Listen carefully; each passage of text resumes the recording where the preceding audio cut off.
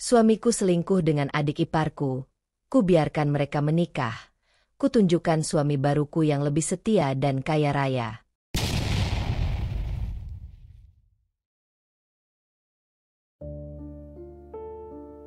Sudah 3 minggu terakhir ini, Anindya merasa ada yang berubah dari sikap Gilang.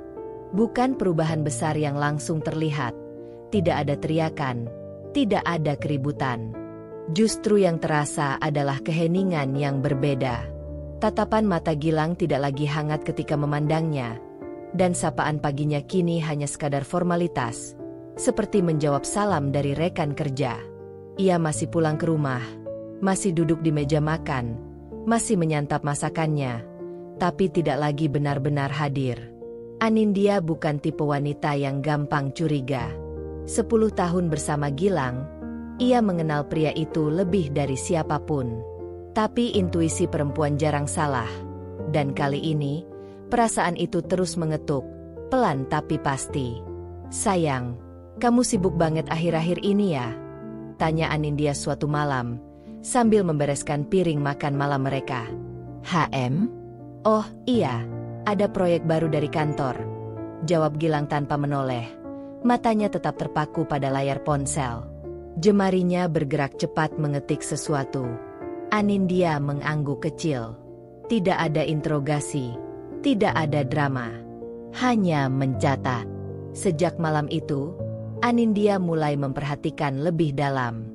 Jam pulang Gilang yang makin malam, parfum asing yang samar menempel di kerah bajunya, dan bagaimana ia tiba-tiba jadi lebih protektif terhadap ponselnya. Tidak lagi diletakkan sembarangan, melainkan selalu dibawa ke kamar mandi atau diselipkan di saku celana. Namun, yang paling mencolok adalah satu hal, senyum Gilang tak pernah lagi ditujukan padanya. Hari-hari berikutnya, Anindya mulai menyelidiki, dengan tenang, dengan hati-hati. Ia tak ingin marah sebelum pasti. Ia menyalin nomor-nomor tak dikenal dari riwayat panggilan Gilang. Ia menelusuri nama-nama baru yang sering muncul di media sosialnya. Ia bahkan mulai mencatat kapan Gilang mulai mengenakan kemeja barunya, atau cologne yang belum pernah dibeli bersama. Dan kemudian, satu nama muncul berkali-kali di ponsel Gilang. Bukan nama yang asing. Justru sebaliknya, sangat akrab. Mira, adik tirinya. Anindya menatap nama itu lama, dan jantungnya berdegup pelan. Bukan karena panik, tapi karena luka yang perlahan mulai terbentuk. Hari itu hujan turun sejak pagi. Langit mendung, dan udara di Jakarta terasa lebih dingin dari biasanya. Anindya tidak pergi ke butik tempatnya bekerja hari ini. Ada rasa di dadanya yang menuntut kepastian, dan ia sudah lelah hidup dalam dugaan. Gilang mengatakan akan ada rapat penting di luar kota. Mobilnya sudah tak ada di garasi sejak pagi. Tapi tadi siang, sebuah notifikasi muncul dari aplikasi pelacakan ponsel yang Anindya pasang diam-diam 3 hari lalu. Lokasi Gilang terdeteksi di sebuah apartemen mewah di daerah Kuningan. Bukan kantor, bukan lokasi proyek. Dan yang lebih menyakitkan, apartemen itu milik keluarga Mira. Dulu sering mereka datangi bersama untuk silaturahmi. Tapi sudah lama Anindya tak kesana. Sejak Mira mulai menjauh tanpa alasan, tanpa banyak pikir, Anindya mengambil kunci cadangan yang pernah diberikan Mira sendiri. Ia menyetir sendiri ke sana, tanpa riasan, tanpa rencana. Hatinya tenang, terlalu tenang. Pintu apartemen terbuka dengan satu putaran kunci. Anindya melangkah masuk perlahan. Lampu ruang tengah menyala, dan suara tawa ringan terdengar dari dalam kamar. Suara Mira. Kemudian suara laki-laki menjawab, rendah dan familiar. "Gilang." Anindya tidak menggedor pintu, tidak berteriak, tidak melempar apapun. Ia hanya berdiri di ambang pintu kamar yang sedikit terbuka. Dari celah sempit itu, ia bisa melihat Mira duduk di ranjang dengan rambut basah terurai, mengenakan daster satin tipis. Gilang berdiri di depannya, tertawa kecil sambil menyentuh pipinya. Mereka belum menyadari kehadirannya. Anindya mengetuk pelan pintu kamar itu. Hanya sekali. Mira sontak menoleh. Wajahnya pucat, seolah darahnya mengalir ke bawah tanah. Gilang terdiam. Mulutnya terbuka sedikit, seakan hendak menjelaskan, tapi tak ada suara keluar. Anindya menatap mereka berdua. Matanya tidak merah. Wajahnya tidak gemetar. Ia hanya menghela napas pelan dan berkata dengan suara yang sangat lembut. Terlalu lembut untuk situasi seperti ini. Aku serahkan dia padamu. Satu kalimat. Tidak lebih. Kemudian ia berbalik. Tidak menunggu jawaban. Tidak menoleh. Suara pintu ditutup perlahan. Tanpa hentakan. Tanpa ledakan emosi. Dan untuk pertama kalinya dalam hidupnya, Anindya benar-benar merasa bebas. Luka itu tidak hilang, tapi ia tahu ia tidak akan hancur karenanya. Hari itu, hujan masih turun deras saat Anindya menyetir kembali ke apartemennya. Tapi untuk pertama kalinya, ia tidak merasa tersesat. Pagi itu, matahari terbit dengan malu-malu di balik awan kelabu. Udara masih dingin sisa hujan semalam. Anindya berdiri di depan lemari pakaian, menatap barisan baju yang dulunya dipilih dengan cinta dan harapan. Ia tidak membawa semuanya. Hanya beberapa potong yang ia butuhkan, cukup untuk memulai hidup yang baru, tanpa beban masa lalu. Tas koper berukuran sedang kini berdiri di samping tempat tidur. Tak ada suara, tak ada tangisan.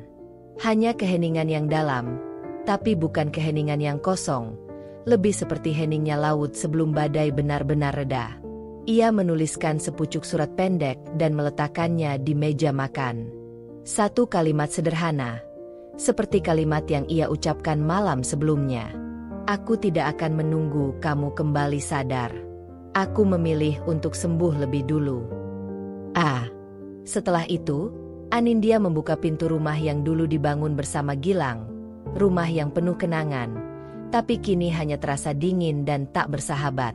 Ia tidak menoleh. Tidak ada alasan untuk melihat ke belakang. Apartemen barunya tidak luas, hanya studio di lantai 8, tapi terasa lapang bagi dirinya sendiri. Tidak ada suara televisi dari ruang tengah. Tidak ada cangkir kopi ganda di meja makan. Tapi juga tidak ada kebohongan. Tidak ada pengkhianatan. Hari-hari pertamanya di sana diisi dengan hal-hal sederhana. Membersihkan ruangan, menyusun baju, menata sudut-sudut kecil dengan pot tanaman dan lilin aromaterapi.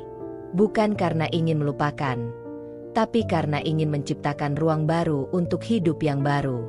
Di malam keempat, Anindya duduk di dekat jendela, menatap lampu-lampu kota yang berkerlip seperti bintang jatuh. Tangannya menggenggam secangkir teh jahe, dan untuk pertama kalinya ia tersenyum. Bukan karena bahagia, tapi karena ia masih bisa merasakannya. Kehidupan. Kesedihan tidak selalu datang dengan air mata. Kadang ia hanya duduk diam di sudut ruangan, memperhatikan kita. Dan Anindya tahu, satu-satunya cara untuk menghadapinya adalah dengan melangkah. Satu langkah, lalu satu lagi, sampai ia tidak lagi dikejar oleh luka. Itu adalah langkah pertama. Dan ia tidak akan berhenti. Apartemen kecil itu sunyi, namun tidak menakutkan. Anindya menyukai kesunyiannya, sejenis keheningan yang memberi ruang bagi hati untuk bernapas. Tidak ada suara langkah kaki lain, tidak ada percakapan canggung, tidak ada tawa palsu yang dipaksakan hanya demi menjaga rumah tangga. Ia memulai semuanya dari nol. Setiap pagi, Anindya bangun dengan rutinitas yang ia ciptakan sendiri. Menyapu lantai, menyeduh teh hangat, lalu duduk sejenak di dekat jendela sambil membuka laptop tuanya. Tak ada lagi kewajiban melayani siapapun selain dirinya sendiri. Ia menyambut kesendirian itu seperti teman lama yang lama tak ditemui. Namun, tentu saja, ada sepi. Sepi yang nyata, yang menggigit di malam hari. Sepi yang kadang datang tiba-tiba ketika ia melihat pasangan berjalan bergandengan tangan di trotoar. Atau saat ia mendengar lagu yang pernah diputar Gilang saat mereka mengobrol tentang masa depan. Tapi Anindya tidak ingin menangis untuk orang yang tidak menangisinya. Ia memilih untuk sibuk. Ia mulai menulis ulang rencana bisnis kecil yang sempat ia tunda sejak bertahun lalu. Sebuah usaha kue sehat berbasis pre-order. Ia pernah belajar kuliner di Paris selama 6 bulan. Namun tak pernah berani mengeksekusinya karena sibuk menjadi istri yang baik. Kini, tidak ada lagi yang harus ia prioritaskan selain dirinya sendiri. Tiap hari ia mencoba satu resep baru, memotret hasilnya, mengunggahnya ke media sosial. Tak disangka, dalam waktu singkat, beberapa temannya mulai memesan. Ini enak banget. Din, kamu harus seriusin ini.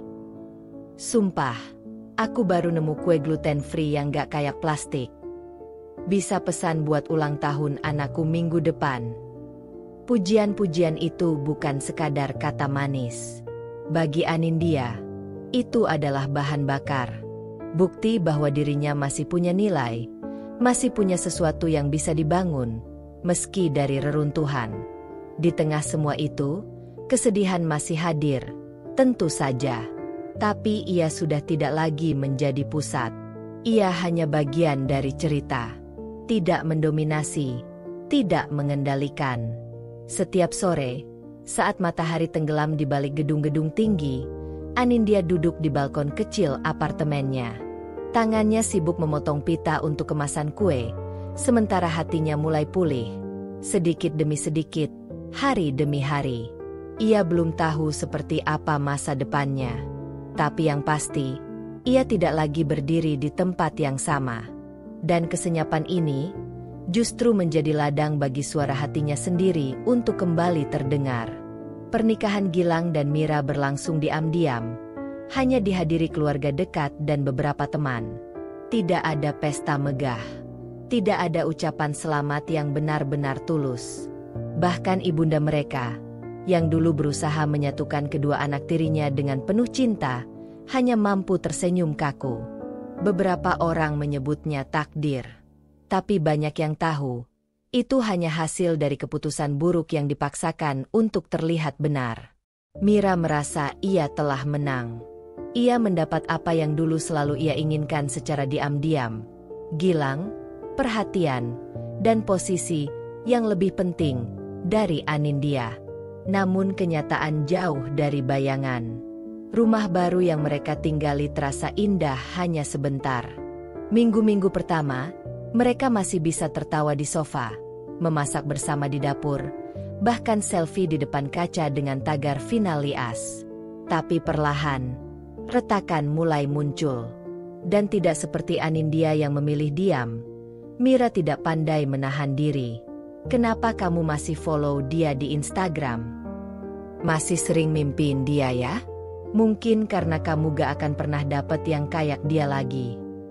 Coba deh kamu lihat. Bisnis kuenya sekarang rame banget. Sakit gak sih lihat mantan istri kamu sukses tanpa kamu? Gilang awalnya menanggapi dengan sabar. Tapi lama-lama, ia lelah. Ia ingin istirahat setelah kerja, bukan berdebat tiap malam. Mira, dengan semua keinginannya untuk selalu dipuji dan diyakinkan, tidak pernah merasa cukup. Ia menuntut cinta, tapi tidak pernah memberi kepercayaan. Di meja makan mereka, tidak ada lagi canda. Hanya bunyi sendok garpu dan isak kecil Mira yang mengira dirinya masih jadi pilihan, bukan pelarian. Gilang pun mulai berubah. Ia lebih sering lembur. Kadang menginap di kantor. Pulang larut malam. Mira. Ia diam-diam membuka kembali pesan-pesan lama dari pria yang dulu pernah mengejarnya tapi ia abaikan. Rumah tangga mereka tak lebih dari pertunjukan. Dua pemeran utama yang tidak pernah menulis naskah bersama. Dan panggungnya sudah mulai roboh. Di malam yang dingin, Gilang berdiri di balkon apartemennya, menghisap rokok yang baru ia pelajari sejak menikah dengan Mira. Ia menatap ke jalanan kota, dan di pikirannya, hanya satu wajah yang muncul, Anindya. Tapi saat itu, Anindya sudah terlalu jauh untuk dikejar. Dan mungkin, tidak akan pernah kembali. Tidak ada yang membayangkan bahwa dari dapur kecil di apartemen sempit itulah, Anindya akan menemukan versi terbaik dari dirinya. Ia mulai dari hal sederhana, menghidupkan kembali minat lamanya pada kuliner sehat. Resep-resep lama yang dulu hanya disimpan di buku catatan kini dipraktekkan kembali, dimodifikasi, dan difoto dengan pencahayaan seadanya. Ia mencoba membuat banana oat chokies, vegan carrot cake, hingga granola homemade yang dikemas cantik. Cemilan sehat untuk mereka yang ingin mencintai diri sendiri. Tulisnya di bio akun Instagram barunya NutriDelict ID. Awalnya, hanya teman-teman terdekat yang membeli. Tapi karena kemasannya menarik, dan rasa kuenya tak kalah dengan toko-toko mahal, mereka mulai memposting di media sosial. Tagar sederhana seperti Healthy Can Be Me dan Dari Dapur Anin mulai tersebar. Setiap pagi, Anindya bangun lebih awal untuk menyiapkan bahan.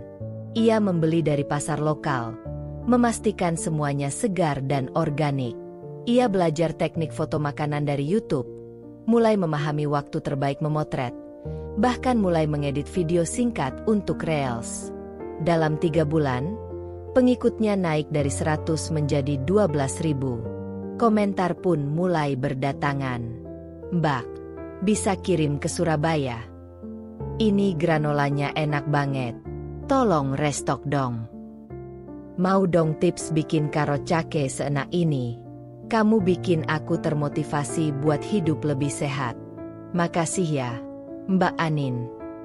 Nama, Anindya, yang dulu hanya dikenal sebagai istri dari Gilang, kini mulai berdiri sendiri. Ia bukan lagi bayang-bayang dari pernikahan yang hancur, tapi cahaya baru yang bersinar dari reruntuhannya. Di salah satu sesi live di Instagram, seseorang bertanya, "Kenapa memulai bisnis ini, Kak?" Anindya tersenyum. "Ada saatnya dalam hidup ketika kamu sadar, satu-satunya hal yang perlu kamu rawat adalah dirimu sendiri. Aku mulai dari sana. Dan ternyata, banyak yang juga butuh hal yang sama." Malam itu, setelah live berakhir, notifikasi pesan masuk berdentang satu demi satu. Pesanan baru, pujian, dan dukungan. Dan jauh di lubuk hatinya, Anindya tahu, ia tidak hanya membangun bisnis, tapi juga membangun dirinya sendiri kembali, dengan fondasi yang jauh lebih kuat. Pameran kuliner di Jakarta Convention Center itu cukup besar. Meja-meja pameran berjejer rapat, dipenuhi aroma masakan dari seluruh penjuru. Ada yang menjual bumbu rempah, ada yang menawarkan minuman sehat, dan tentu saja, ada Anindya dengan deretan kue sehatnya yang menjadi primadona di antara makanan berat yang lebih dominan. Hari itu, Anindya merasa sedikit gugup. Meskipun dia sudah berbulan-bulan mengelola bisnis ini, tampil di pameran besar seperti ini tetap saja terasa berbeda.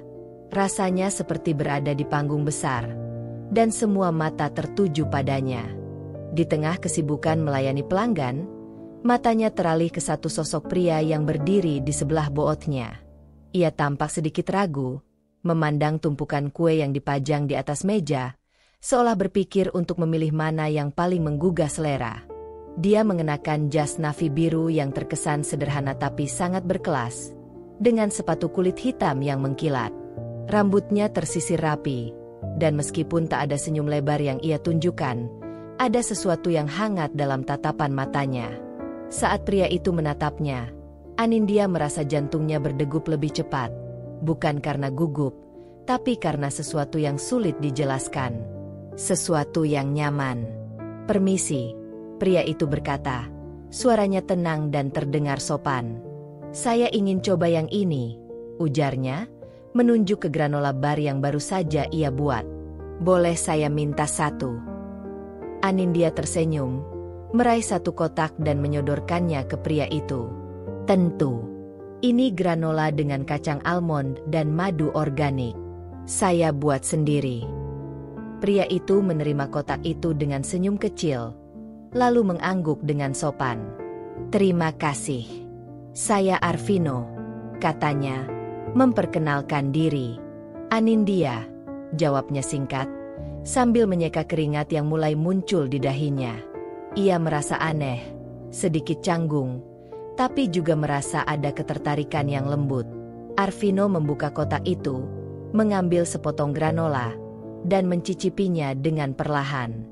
Ia memejamkan mata sesaat, lalu membuka matanya lagi dengan senyum yang lebih lebar. "Ini luar biasa," katanya. "Boleh saya tahu resepnya?" Anindya tertawa pelan, merasa sedikit lega karena Arvino tampaknya benar-benar menghargai karyanya. "Oh, ini hanya resep sederhana yang saya kembangkan sendiri. Kue sehat tidak selalu rumit. Saya lebih suka menggunakan bahan-bahan alami yang mudah ditemukan." Mereka berbincang lebih lama tentang berbagai jenis makanan sehat, hingga waktu berlalu begitu cepat. Arvino tidak hanya tertarik pada kue-kue Anindya, tetapi juga pada cerita di balik setiap resep. Ia mendengarkan dengan penuh perhatian, menunjukkan rasa hormat terhadap apa yang Anindya lakukan. "Aku senang bisa bertemu dengan seseorang yang begitu bersemangat dengan bisnisnya," kata Arvino saat mereka selesai berbicara. "Boleh minta kontakmu? Aku ingin tahu lebih banyak tentang bisnismu." Anindya sedikit terkejut. Tidak banyak orang yang meminta nomor telepon setelah percakapan singkat seperti itu, apalagi orang yang baru pertama kali ia temui. "Tentu," jawabnya, sedikit ragu. Namun, ada sesuatu dalam cara Arvino berbicara, sesuatu yang membuatnya merasa nyaman dan aman. Sejak pertemuan itu, Arvino mulai menghubungi Anindya lebih sering, bukan hanya untuk sekadar berbincang tentang bisnis, tetapi juga berbicara tentang kehidupan. Mereka mulai bertukar pesan, kadang-kadang bertemu untuk kopi setelah jam kerja, saling berbagi cerita tentang mimpi dan tantangan yang dihadapi. Anindya merasa seperti menemukan teman sejati. Arvino tidak terburu-buru, tidak menghakimi. Dia hanya hadir dengan sikap penuh perhatian dan kesabaran, memberikan ruang bagi Anindya untuk tumbuh dalam kehidupannya sendiri. Bukan sekadar ketertarikan fisik, tetapi lebih kepada pemahaman yang tak terucapkan. Anindya mulai merasa ada sesuatu yang lebih mendalam dalam dirinya, seperti benih-benih harapan yang tumbuh di antara percakapan mereka.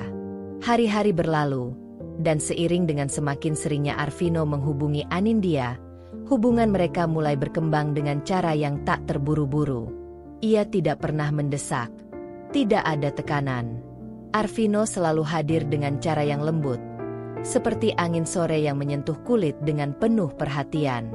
Mereka sering bertemu di kafe kecil yang nyaman di pinggir kota, sebuah tempat dengan suasana tenang yang hanya diketahui oleh segelintir orang. Di sana, Arvino dan Anindya berbicara lebih banyak tentang hal-hal kecil dalam hidup, tentang pekerjaan, mimpi, dan bahkan tentang bagaimana keduanya tumbuh sebagai individu yang terus belajar dari kegagalan. Setiap pertemuan, Arvino tidak pernah melewatkan kesempatan untuk memperhatikan Anindya dengan cara yang berbeda. Ketika mereka berbicara tentang impian-impian Anindya, Arvino selalu mendengarkan dengan penuh perhatian, seolah ia benar-benar peduli dengan apa yang ia katakan. "Bisnismu luar biasa, Anin," ujar Arvino suatu malam setelah mereka menikmati secangkir kopi di kafe. "Aku suka bagaimana kamu menggabungkan passion dan tujuanmu. Ini bukan hanya tentang kue-kue sehat, tapi tentang memberi orang cara untuk merawat diri mereka dengan lebih baik." Anindya tersenyum, merasa sedikit terkejut dengan kedalaman apresiasi Arvino. Banyak orang yang tertarik pada apa yang ia lakukan, tapi tak banyak yang melihat lebih dari sekadar bisnisnya. Arvino melihatnya sebagai sesuatu yang lebih, sebuah perjalanan yang penuh makna. "Aku cuma ingin orang-orang merasakan apa yang aku rasakan, bahwa merawat tubuh itu tidak perlu rumit. Bahkan hal kecil, seperti memilih makanan yang tepat, bisa berdampak besar," jawab Anindya. "Dan kamu melakukannya dengan sangat baik." Arvino menatapnya dengan mata yang lembut, penuh ketulusan. Anindya merasa dihargai lebih dari sebelumnya. Kehangatan yang mulai tumbuh di antara mereka bukanlah sesuatu yang terburu-buru, tetapi sesuatu yang berkembang alami. Tidak ada tekanan, tidak ada janji yang dibuat di luar waktu. Hanya dua jiwa yang bertemu dan saling memberi ruang untuk tumbuh bersama. Suatu sore, saat mereka duduk di balkon apartemen Anindya, menikmati angin sore yang sejuk, Arvino berkata, "Aku suka dengan apa yang kamu lakukan di sini, Anin. Rasanya seperti kamu sudah menemukan tempatmu. Kamu lebih dari sekadar seorang pengusaha. Kamu memberi inspirasi." Anindya menatapnya, merasakan sesuatu yang berbeda, sesuatu yang menghangatkan hatinya. "Terima kasih, Arvino. Aku hanya ingin hidup dengan cara yang berarti. Setelah semua yang terjadi, rasanya aku mulai menemukan diriku kembali." Arvino tersenyum, perlahan meletakkan tangannya di atas meja. "Dan aku senang bisa melihat perjalanan itu." Malam itu, mereka duduk diam, hanya menikmati kebersamaan tanpa perlu kata-kata lebih. Hanya suara angin yang berbisik, dan lampu-lampu kota yang berkelip di kejauhan. Anindya tidak merasa tertekan, tidak merasa harus memenuhi harapan siapapun. Ia hanya merasa dihargai oleh Arvino, oleh dirinya sendiri, dan oleh semua yang telah ia capai. Kehangatan itu tumbuh perlahan, tanpa paksaan. Tidak ada tekanan untuk menjadi lebih dari apa yang mereka sudah menjadi. Itu adalah perasaan yang baru bagi Anindya, perasaan yang ia tidak pernah rasakan sebelumnya.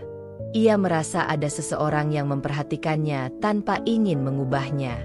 Dan untuk pertama kalinya, ia merasa benar-benar dihargai. Meskipun Anindya telah membangun kembali hidupnya dengan penuh semangat, dan meskipun Arvino mulai menjadi bagian penting dalam hidupnya, luka dari masa lalu tidak serta-merta hilang begitu saja. Ada malam-malam tertentu ketika Anindya terjaga, memikirkan tentang pernikahannya yang hancur, tentang bagaimana perasaan yang dulu ia percaya ternyata bisa dikhianati begitu saja. Namun, pelan-pelan, kehadiran Arvino mengurangi kesedihan itu. Ia tidak menyembuhkan luka Anindya dengan kata-kata indah atau janji-janji palsu. Tidak, Arvino hanya hadir dengan ketulusan yang membuatnya merasa aman. Ia memberi ruang bagi Anindya untuk menjadi dirinya sendiri, tanpa takut, tanpa ragu.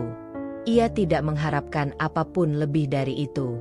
Setiap kali mereka menghabiskan waktu bersama, Anindya merasa semakin percaya bahwa cinta bukanlah sesuatu yang harus dipaksakan. Cinta bisa tumbuh dengan cara yang lembut, tanpa perlu menunggu waktu yang tepat, tanpa harus ada pengorbanan yang menghancurkan. Malam itu, mereka duduk di sofa apartemen Anindya setelah makan malam. Anindya merasa nyaman dengan suasana yang tenang. Arvino sedang membaca buku, dan ia sesekali melemparkan pandangan penuh perhatian ke arah Anindya. Ia merasa dihargai, bukan karena ia sempurna, tapi karena ia benar-benar dilihat. "Aku senang bisa bersama kamu, Anin," Arvino berkata tanpa menatapnya. Matanya tetap fokus pada halaman buku. "Aku tidak pernah merasa terburu-buru dalam hidup, sampai aku bertemu denganmu." Anindya menatapnya. Sebuah senyuman kecil merekah di bibirnya. "Aku juga merasa begitu. Aku tidak tahu bagaimana hal ini bisa terjadi, tapi aku merasa nyaman." Arvino menutup bukunya, meletakkannya di meja kopi. "Kadang, kenyamanan itu lebih berharga daripada kita mencari sesuatu yang lebih dari itu. Tidak perlu terburu-buru, hanya perlu menikmati setiap detik." Anindya merasa hangat mendengar kata-kata itu. Ada sesuatu yang sederhana tapi mendalam dalam sikap Arvino. Dan itu mengingatkannya pada hal yang dulu pernah hilang. Percaya pada diri sendiri, dan percaya bahwa cinta yang sehat itu ada. Namun, meskipun hidupnya mulai kembali terang, pernikahan Gilang dan Mira semakin memburuk. Seminggu setelah pameran kuliner itu, Anindya mendengar kabar tentang keretakan dalam rumah tangga mereka. Tidak ada yang mengonfirmasi langsung, tapi rumor mulai beredar di kalangan teman-teman lama mereka. Di rumah baru mereka, di tempat yang dulunya terasa penuh kebahagiaan, sekarang hanya ada jeritan dan tangisan. Mira semakin cemburuan, dan Gilang semakin menarik diri. Masing-masing merasa terjebak dalam hubungan yang tidak lagi memberi kebahagiaan, tapi hanya rasa sakit. "Kenapa kamu begitu sibuk, Gilang?" Mira berteriak, memandangnya dengan mata penuh amarah. "Aku tidak peduli kalau kamu terlalu sibuk dengan pekerjaan. Aku hanya butuh perhatianmu." Gilang hanya menunduk, matanya kosong, lelah. "Aku tidak tahu lagi apa yang kamu inginkan, Mira. Semua ini sudah terlalu jauh, dan aku tidak tahu bagaimana caranya kembali." Semuanya menjadi semakin sulit untuk Gilang. Ia tahu bahwa ia telah mengkhianati Anindya, dan meskipun hubungan dengan Mira tampak seperti pelarian, ia juga merasa terkunci dalam hubungan yang tidak dapat ia perbaiki. Mira semakin mengisolasi dirinya. Ia tidak bisa menerima kenyataan bahwa Gilang lebih sering menghindar, dan ia merasa cemburu bukan hanya karena Gilang menghabiskan waktu di luar, tapi juga karena ia tahu bahwa ada kesalahan yang lebih besar yang tak pernah ia akui. Anindya mendengar kabar itu melalui seorang teman yang tak sengaja bertemu dengan Mira. Di dalam hati, ia tidak merasa puas atau bahagia mendengar tentang keretakan itu. Meskipun gilanya, ia merasa sedikit lega. Tetapi di sisi lain, ia tahu bahwa kehidupan mereka sudah berakhir sejak lama. Ia hanya berharap bahwa, seperti dirinya, Gilang dan Mira bisa menemukan cara untuk menyembuhkan luka mereka masing-masing, meski perjalanan itu harus mereka jalani tanpa satu sama lain. Di sisi lain, Anindya, meskipun kadang sesekali teringat masa lalunya, tidak lagi merasa terperangkap dalam kenangan itu. Luka yang dulu membekas begitu dalam, kini perlahan sembuh. Bukan karena ia ingin melupakan, tetapi karena ia belajar untuk menerima dan melanjutkan hidup dengan penuh harapan. Dan ketika Arvino ada di sampingnya, ia tahu bahwa kadang-kadang cinta tidak datang dalam bentuk yang kita harapkan, tapi dalam bentuk yang kita butuhkan untuk memberi kesempatan baru pada diri sendiri. Musim hujan datang lebih cepat dari yang mereka perkirakan. Sore itu, langit mendung tebal, dan udara terasa lebih dingin dari biasanya. Anindya dan Arvino berjalan berdampingan di sepanjang jalan kecil di dekat taman kota, tempat mereka sering menghabiskan waktu bersama. Hujan mulai turun perlahan, seiring langkah mereka yang tak tergesa-gesa.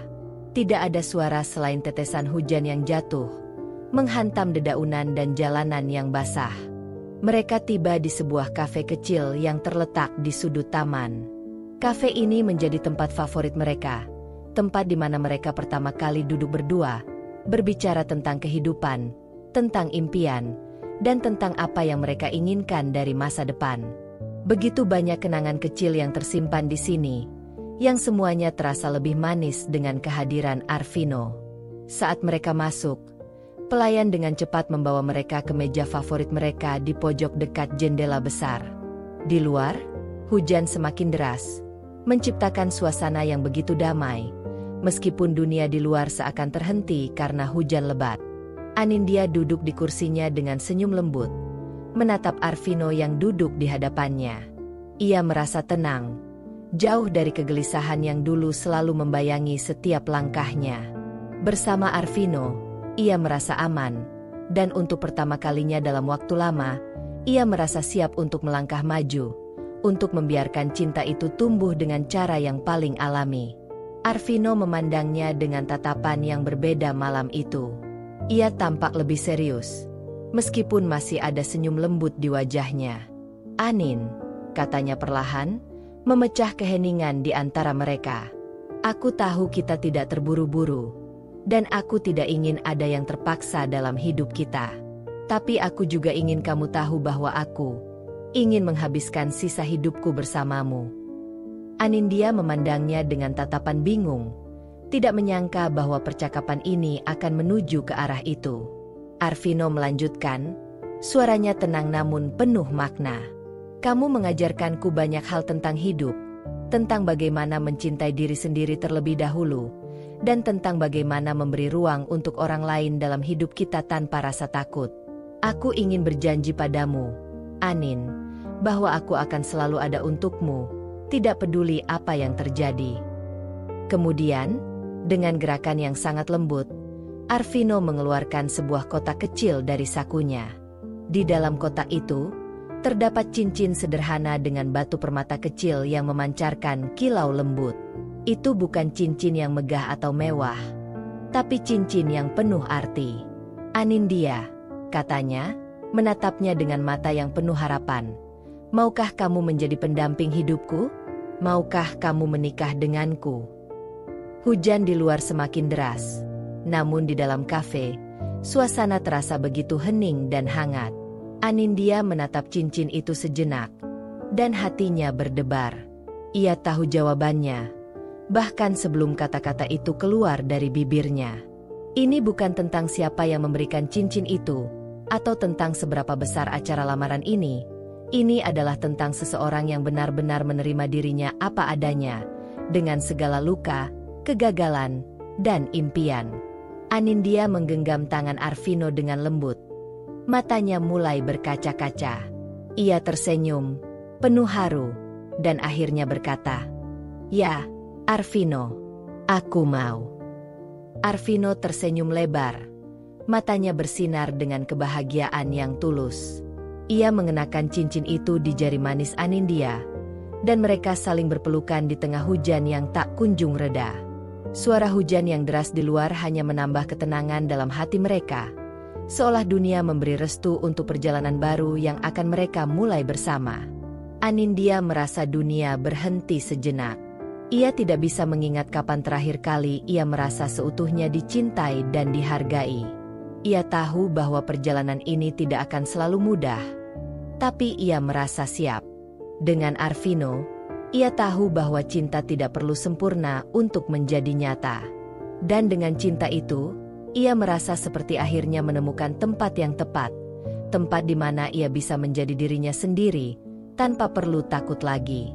Saat mereka keluar dari kafe, hujan masih turun. Namun kini, Anindya merasa bahwa hujan itu bukan lagi sesuatu yang menakutkan. Hujan itu adalah sebuah simbol. Simbol dari kebersamaan mereka yang semakin kuat. Sebuah awal baru yang penuh dengan kemungkinan.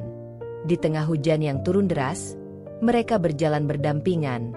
Tak lagi ada rasa takut akan masa depan, hanya ada harapan yang tumbuh.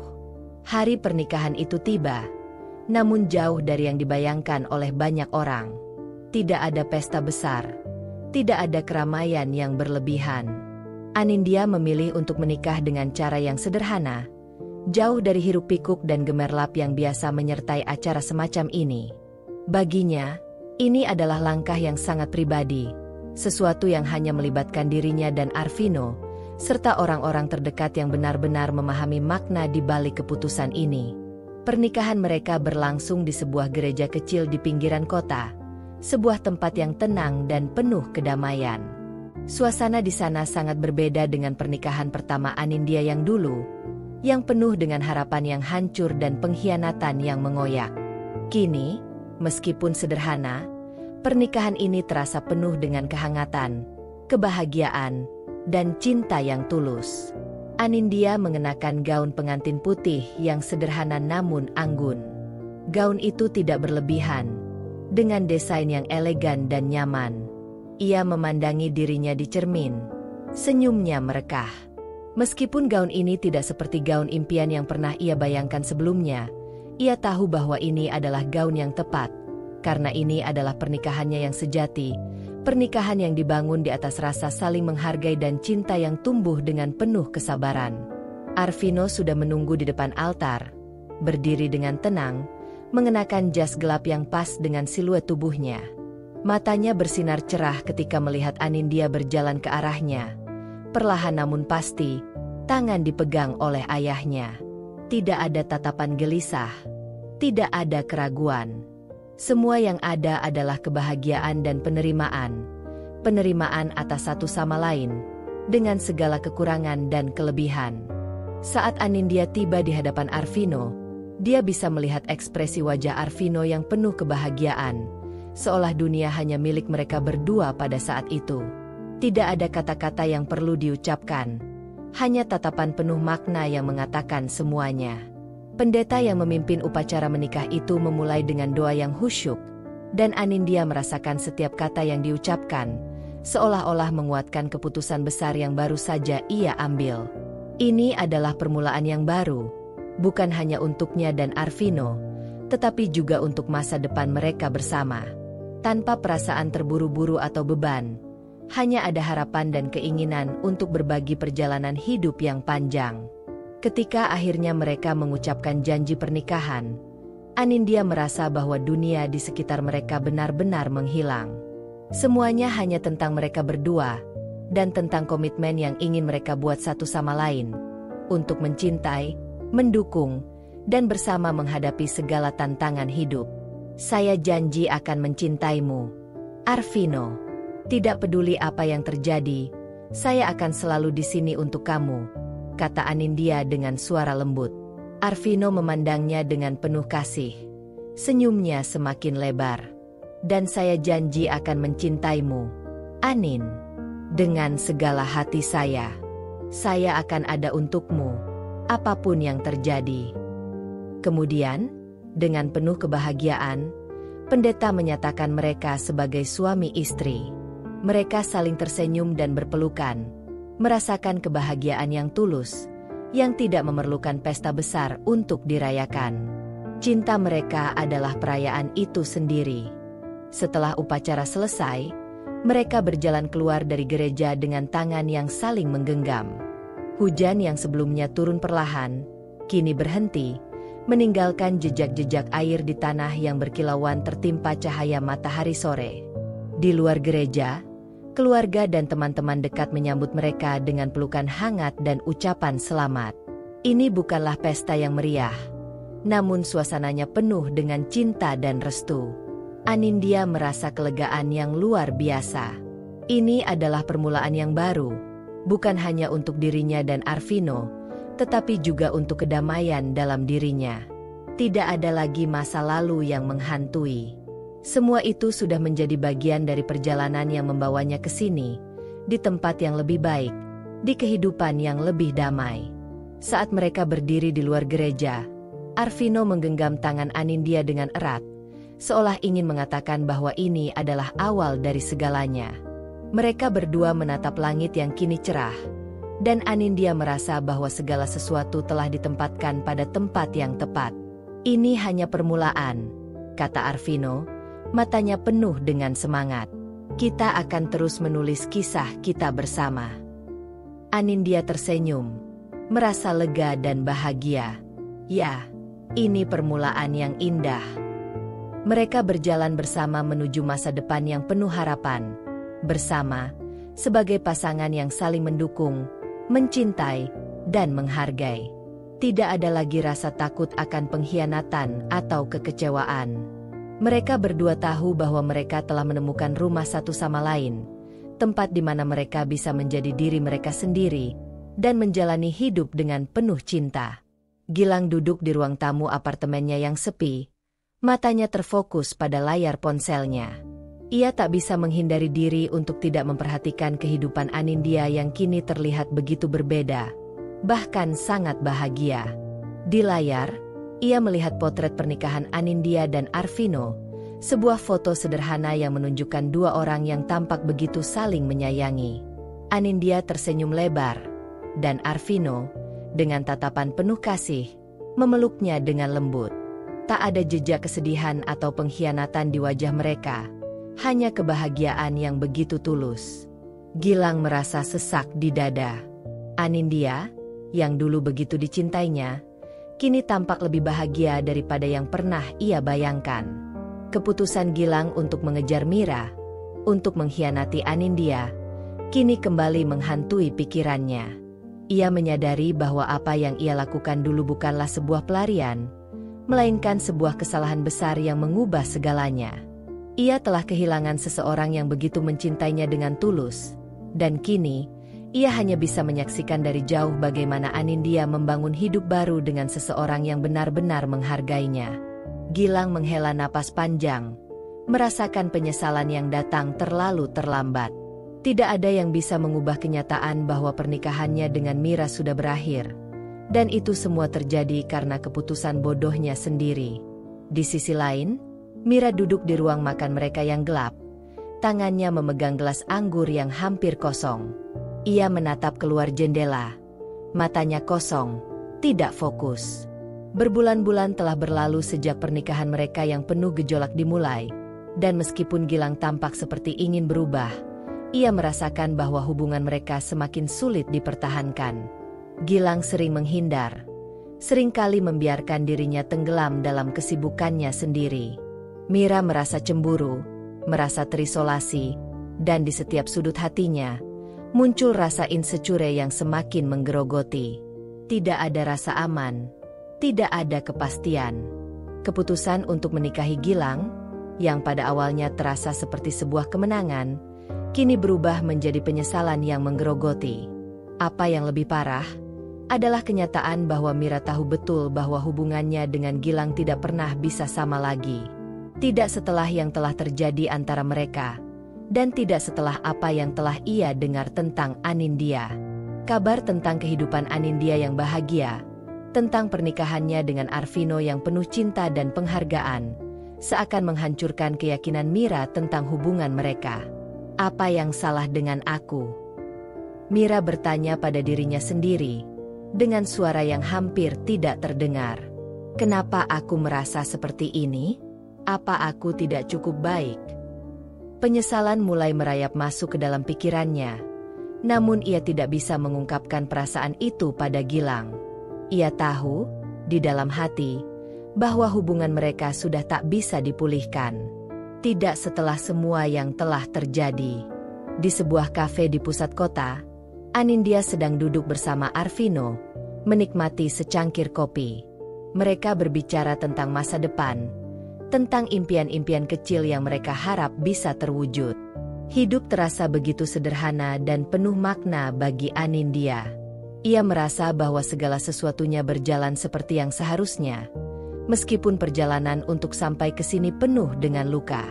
Namun, meskipun ia tidak pernah ingin mengingat masa lalunya, Anindya tidak bisa menghindari kenyataan bahwa kehidupannya yang baru, yang penuh dengan kebahagiaan bersama Arvino, adalah hasil dari perjalanan panjang yang penuh air mata dan kekecewaan.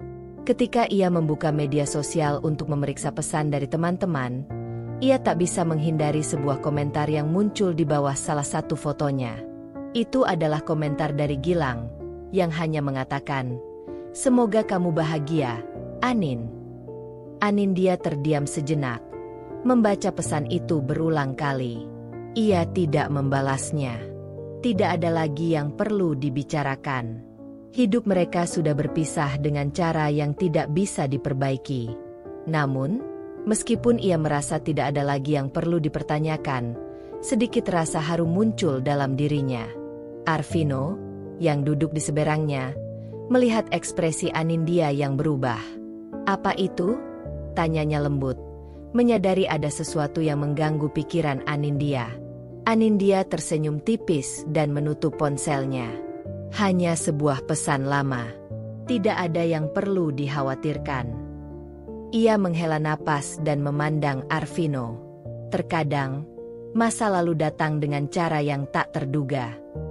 Arvino meraih tangan Anindya dengan lembut. Tidak ada yang bisa merusak apa yang telah kita bangun. Aku ada di sini, dan aku akan selalu ada, Anin. Anindya mengangguk, merasa dihargai. Itu adalah kenyamanan yang ia butuhkan. Ia sudah melangkah jauh dari masa lalu, namun kadang-kadang, kenangan itu datang kembali. Namun kali ini, ia tahu bahwa ia tidak sendiri. Ada Arvino di sampingnya, seseorang yang benar-benar mencintainya. Sementara itu, Gilang masih terdiam di rumah mereka, menatap kosong ke layar ponselnya. Tiba-tiba, ia teringat pada sebuah percakapan yang pernah ia lakukan dengan Anindya.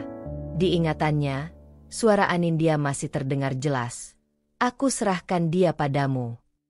Kata-kata itu terus berputar di kepalanya, membuatnya semakin terjerat dalam penyesalan. Apakah aku sudah pantas menyesali semuanya? Pikirnya. Terlambat sudah. Pikirnya lagi. Ia telah membuat keputusan yang tidak bisa diubah. Namun, satu hal yang pasti, kehidupan Anindya, kehidupannya yang baru, adalah sesuatu yang tidak akan pernah bisa ia miliki lagi. Penyesalan itu tidak hanya menghantui Gilang dan Mira. Anindya dan Arvino kini berada pada titik yang berbeda. Mereka tahu, dengan penuh keyakinan, bahwa setiap langkah yang mereka ambil bersama adalah pilihan yang tepat. Namun, untuk Gilang dan Mira, perasaan mereka adalah sebuah pembelajaran yang datang terlambat. Dan, sayangnya, kadang penyesalan datang setelah segala sesuatunya terlanjur hilang.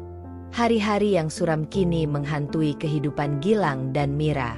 Setelah pernikahan mereka dimulai dengan begitu banyak harapan dan impian, kenyataannya jauh dari yang mereka bayangkan. Ketegangan semakin terasa di antara mereka, dan seiring berjalannya waktu, rumah tangga yang seharusnya menjadi tempat berlindung malah menjadi ladang pertengkaran yang terus berkembang. Namun, tidak hanya hubungan mereka yang terancam, keberuntungan pun seakan berbalik menjauh dari mereka. Gilang duduk di meja kerjanya, memandangi layar komputer dengan perasaan yang tak terungkapkan. Beberapa bulan terakhir, ia merasa pekerjaannya semakin tidak stabil. Ia sudah berusaha keras untuk tetap tampil profesional, meskipun pikirannya seringkali teralihkan oleh masalah pribadi. Namun, kali ini, setelah rapat evaluasi yang panjang dan penuh ketegangan, akhirnya ia mendapat kabar buruk yang telah ia takutkan. Pekerjaannya hilang. Gilang dipecat karena kinerjanya yang menurun, dan meskipun ia mencoba menjelaskan berbagai alasan yang ada, keputusan itu sudah bulat. Perasaan frustrasi dan kemarahan bercampur aduk di dadanya. Selama ini, pekerjaan adalah satu-satunya hal yang masih bisa memberinya rasa percaya diri. Sekarang, itu pun lenyap. Gilang menatap kosong keluar jendela kantornya, berusaha menenangkan diri. Ia merasa hampa. Kebenaran yang sulit diterima akhirnya datang padanya. Ia tidak hanya kehilangan pekerjaan, tetapi juga kehilangan rumah tangganya. Dan yang lebih buruk, ia kehilangan dirinya sendiri dalam proses itu. Selama ini, ia terjebak dalam kebohongan dan pengkhianatan. Dan kini, karma datang dengan cara yang begitu lembut namun mematikan. Semua yang ia pilih, semua yang ia abaikan, akhirnya berbalik padanya. Sementara itu, Mira berada di rumah, sebuah tempat yang kini terasa begitu asing dan sunyi. Rumah yang dulu menjadi tempat untuk merencanakan masa depan bersama, kini hanya menjadi ruang kosong yang penuh dengan ketidakpastian. Hubungan dengan Gilang semakin dingin. Setelah peristiwa perselingkuhan mereka berdua, tidak ada yang bisa memperbaiki keadaan. Mereka terjebak dalam rutinitas yang tidak lagi menghidupkan hubungan mereka. Ada rasa cemas yang terus menggerogoti Mira, dan perasaan tidak aman mulai menghantuinya. Namun, rasa tidak puas itu semakin tumbuh. Mira merasa tidak lagi dihargai oleh Gilang. Ia tahu, meskipun Gilang tampaknya tidak peduli lagi dengan hubungan mereka, ia sendiri merasa sangat kesepian. Dalam hatinya, ada kekosongan yang semakin besar. Gilang tidak pernah lagi memperhatikan dirinya seperti dulu. Ia merasa terabaikan, dan cemburu mulai merayap masuk dalam dirinya. Suatu malam, saat Gilang sedang keluar untuk sebuah pertemuan yang penting, Mira bertemu dengan seseorang yang tak terduga. Pria itu adalah teman lama yang datang ke kota untuk urusan bisnis. Percakapan yang dimulai dengan ringan, segera berubah menjadi sesuatu yang lebih intim. Mira, dalam keadaan emosional yang labil, merasa terhubung dengan pria tersebut. Dia memberikan perhatian yang Mira rasakan telah lama hilang dari rumahnya. Satu pertemuan berlanjut ke pertemuan berikutnya. Mira, yang merasa kesepian dan tidak lagi dihargai, mulai terlibat lebih jauh. Ia merasa tidak bisa lagi mengandalkan Gilang, dan dengan langkah-langkah kecil, ia terjerumus ke dalam sebuah hubungan yang salah. Meskipun hatinya merasa bersalah, Mira tidak bisa menghentikan dirinya. Ia merasa ada kebutuhan yang harus dipenuhi, sesuatu yang telah lama hilang dari pernikahannya. Di sisi lain, Anindya yang kini menikmati kehidupannya bersama Arvino, tidak bisa menghindari kenyataan bahwa masa lalu sering datang mengusik. Arvino melihat bahwa meskipun Anindya tampak bahagia, Terkadang ada saat-saat ketika ia teringat akan hal-hal yang tidak menyenangkan. Ia memahami bahwa meskipun masa lalu Anindya sudah jauh di belakang, luka-luka itu tidak bisa disembuhkan dalam semalam. Namun, mereka berdua kini lebih kuat. Anindya merasa bahwa bersama Arvino, ia menemukan kedamaian yang sejati. Arvino selalu ada untuknya, menjadi pendengar yang baik, dan seorang pendukung yang penuh kasih sayang. Mereka merencanakan masa depan mereka bersama, dengan harapan dan impian yang lebih cerah. Hidup mereka, meskipun tidak sempurna, terasa penuh dengan kebahagiaan yang dibangun bersama-sama. Gilang merasa dunia runtuh di sekelilingnya. Ia tidak hanya kehilangan pekerjaan, tetapi juga mulai kehilangan Mira. Kebenaran pahit datang begitu perlahan namun pasti. Hubungan mereka sudah tidak bisa diperbaiki. Mira tidak lagi menganggapnya sebagai sosok yang dapat diandalkan. Dan meskipun ia menyalahkan dirinya sendiri, ia tidak bisa menahan kenyataan bahwa ia terjebak dalam kehidupan yang kosong. Satu-satunya hal yang tersisa dalam hidup Gilang adalah penyesalan yang dalam. Semua yang telah terjadi, keputusan-keputusan bodohnya, pengkhianatannya terhadap Anindya, ketidakmampuannya untuk mempertahankan pernikahan, akhirnya membawanya pada titik ini. Ia merasa seolah-olah karma yang datang begitu lembut namun mematikan, membawanya pada jalan yang terjal. Dan kini, ia hanya bisa menatap kebinasaan yang telah ia ciptakan, tanpa bisa kembali. Sementara itu, Mira duduk sendiri di ruang tamu, merasa bingung dengan dirinya sendiri. Ia tahu bahwa hubungannya dengan Gilang sudah diambang kehancuran. Ia juga tahu bahwa ia terjebak dalam pengkhianatannya sendiri. Dalam hatinya, ia merasa kosong. Tetapi di sisi lain, ada keinginan untuk keluar dari hubungan yang menyakitkan ini. Kehidupan mereka, yang dulunya penuh dengan harapan, kini berada di ambang kehancuran. Gilang yang kehilangan pekerjaan, dan Mira yang semakin terjerumus dalam kesalahan baru. Rumah tangga mereka semakin rapuh, dan semuanya terasa seperti deretan kesalahan yang tak terhindarkan. Namun, di sisi lain, karma itu datang bukan hanya untuk menghukum, tetapi untuk memberi pelajaran. Pelajaran tentang kesetiaan, tentang kejujuran, dan tentang keputusan yang harus dipertanggungjawabkan. Tanpa sadar, karma sedang mengajarkan mereka kedua orang ini sesuatu yang lebih dalam, bahwa kebahagiaan sejati tidak bisa dibangun di atas kebohongan dan pengkhianatan. Kehidupan terus berjalan, dan Anindya merasakan bahwa setiap hari yang berlalu semakin mengukuhkan langkahnya ke arah yang lebih baik. Bersama Arvino, ia menemukan makna baru dalam hidup, jauh dari bayang-bayang masa lalu yang pernah menghantuinya. Cinta mereka tumbuh lebih dalam, tetapi kini mereka berdua tahu bahwa kebahagiaan bukan hanya untuk dinikmati, tetapi juga untuk dibagikan. Setelah melewati banyak perjalanan emosional, Anindya merasa bahwa ia harus melakukan sesuatu yang lebih besar dari sekadar membangun kehidupan pribadinya. Ada begitu banyak perempuan di luar sana yang mungkin sedang melalui pengalaman yang serupa. Perempuan yang merasa hancur setelah mengalami pengkhianatan dalam pernikahan atau hubungan mereka. Anindya tahu betul bagaimana rasanya merasakan sakit yang mendalam, tetapi ia juga tahu bahwa kebangkitan itu mungkin, dan ia ingin membantu perempuan lain untuk bangkit kembali. Bersama Arvino, ia mulai merencanakan sebuah proyek yang akan mengubah hidup banyak orang. Mereka ingin mendirikan sebuah yayasan yang tidak hanya memberikan dukungan finansial, tetapi juga emosional, bagi perempuan yang berjuang untuk membangun kembali kehidupan mereka setelah pengkhianatan atau perpisahan.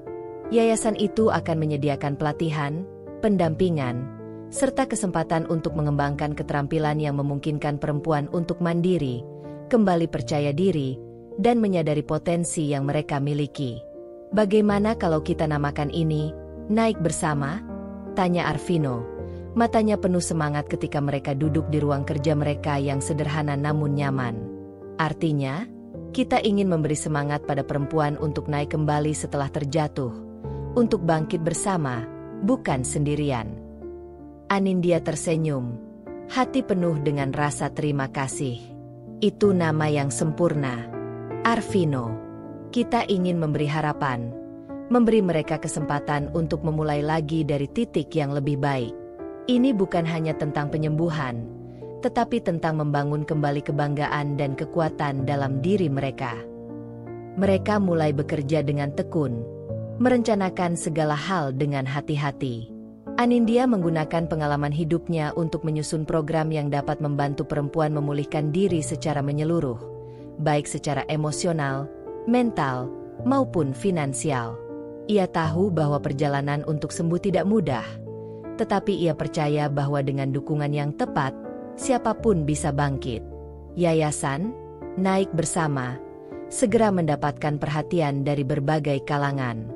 Para wanita yang merasa hancur setelah perpisahan atau pengkhianatan mulai datang mencari bantuan, mencari tempat yang aman untuk memulai lagi. Mereka diberi ruang untuk berbicara, untuk menyembuhkan luka mereka dengan dukungan dari mentor yang telah melewati perjalanan serupa.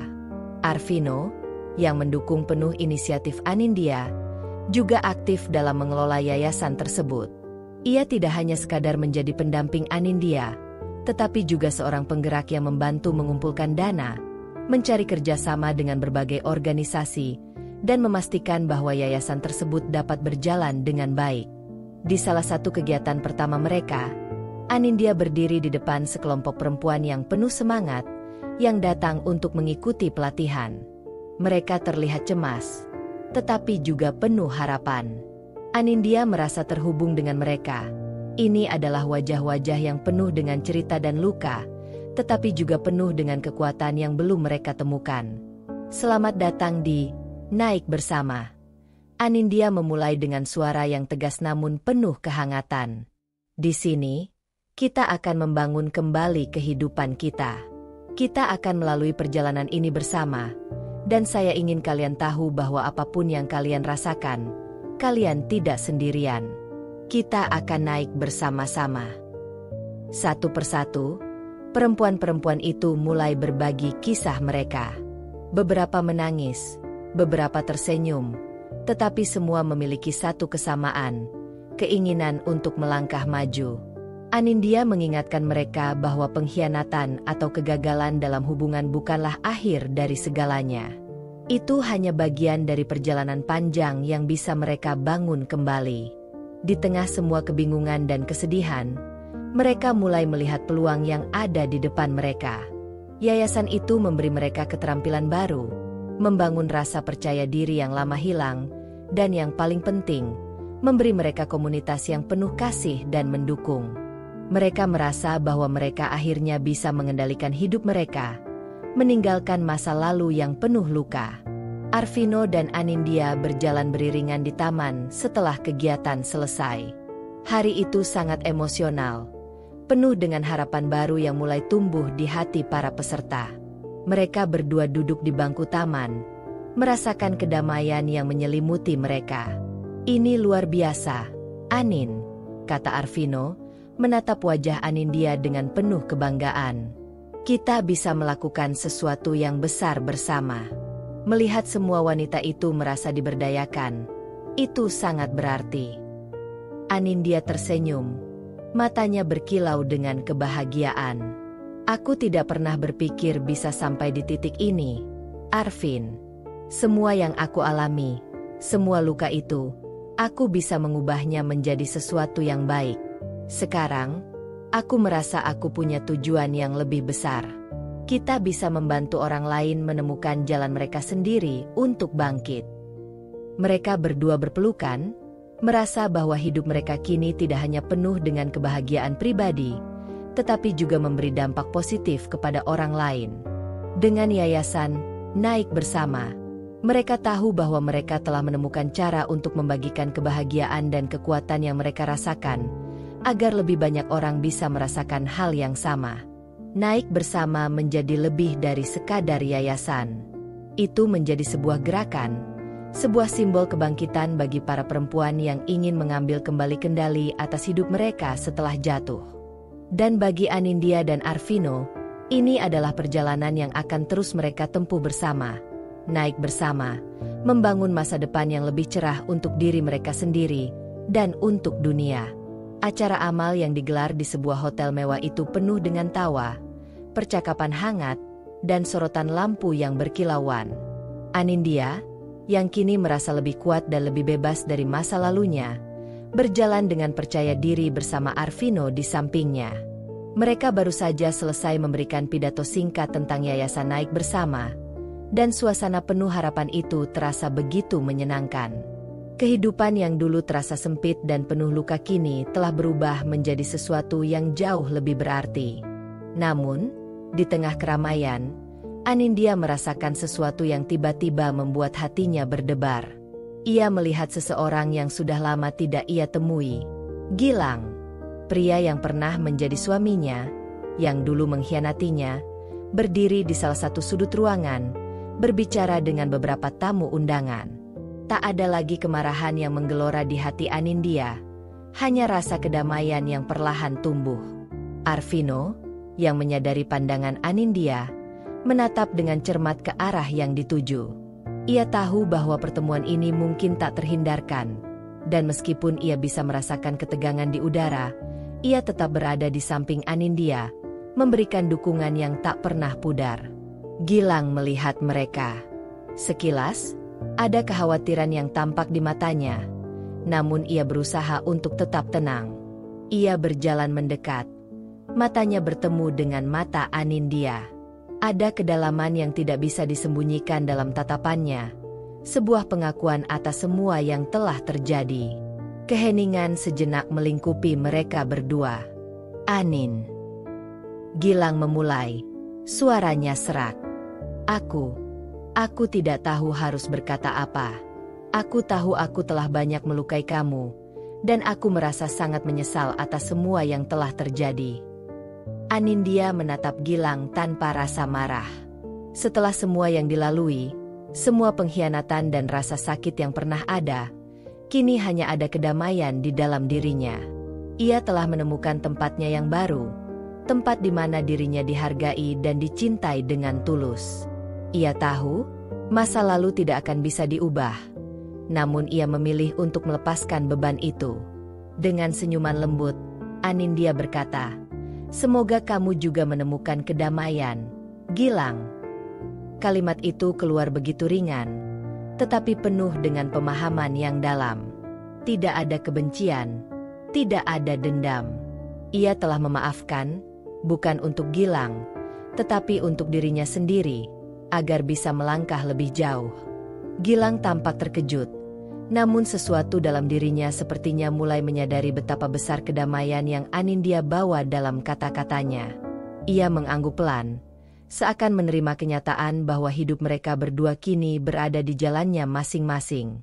Tanpa kata lebih lanjut, Gilang mundur perlahan, memberi ruang bagi Anindya dan Arvino untuk melanjutkan langkah mereka. Anindya menoleh pada Arvino, yang berdiri tegak di sampingnya, memberikan senyuman penuh kasih. Mereka berjalan bersama meninggalkan ruangan itu, tangan mereka saling menggenggam erat, sebagai simbol dari perjalanan baru yang mereka jalani bersama. Tidak ada lagi bayang-bayang masa lalu yang menghalangi, hanya ada hari esok yang penuh dengan harapan dan cinta. Di luar ruangan, angin malam menyapu wajah mereka dengan lembut. Langkah kaki mereka seirama, dan setiap langkah terasa lebih ringan dari sebelumnya. Mereka tahu bahwa hidup adalah tentang perjalanan, tentang naik bersama, dan tentang membiarkan diri untuk melepaskan apa yang tak lagi membawa kebahagiaan. Hari ini, Anindya tidak hanya meninggalkan masa lalu yang penuh luka, tetapi juga memulai babak baru yang lebih indah. Dengan Arvino di sisinya, dan dengan yayasan Naik Bersama yang semakin berkembang, ia tahu bahwa hidupnya kini penuh dengan tujuan yang lebih besar, membantu perempuan lain untuk bangkit, dan menunjukkan kepada dunia bahwa meskipun pengkhianatan itu menyakitkan, kedamaian dan kebahagiaan selalu bisa ditemukan di ujung perjalanan. Dengan hati yang ringan, mereka melangkah ke masa depan, tanpa dendam, tanpa beban, hanya penuh dengan cinta dan harapan. Jika kamu menikmati perjalanan cerita ini dan ingin terus mendapatkan kisah-kisah inspiratif lainnya, jangan lupa untuk subscribe dan aktifkan notifikasi. Bersama, kita bisa terus berbagi cerita, harapan, dan kebahagiaan.